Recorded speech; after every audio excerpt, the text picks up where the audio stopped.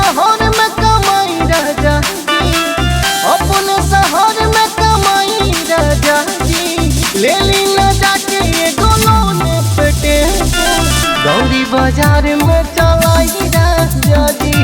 ले ली न जाके एगो लोन पे टेम्पो, गौरी से हटा चलाई राजा जी।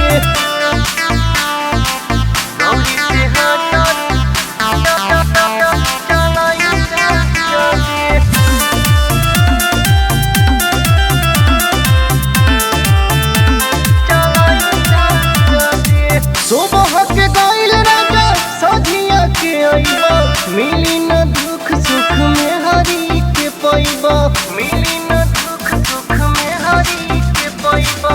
सुबह के गइल राजा सझिया के अइबा, होई न दुख सुख में हरी के पैबा। चाभे के मिली मलाई राजा जी, चाभे के मिली मलाई राजा जी।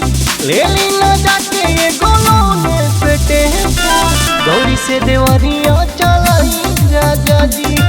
ले ली न जाके एगो लोन पे टेम्पो, गौरी से गोरखपुर चलाई राजा जी। गौरी से हटा चलाई राजा जी।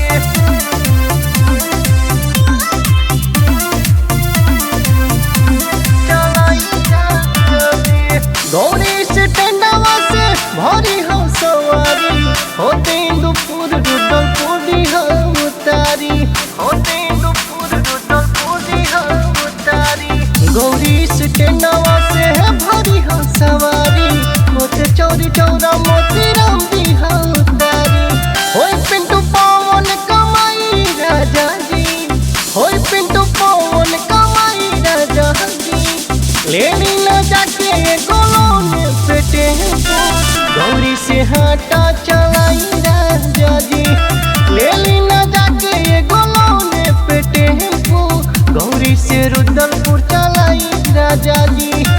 लेनी न जाके एगो लोन पे टेम्पो, गौरी से गोरखपुर चलाई राजा जी।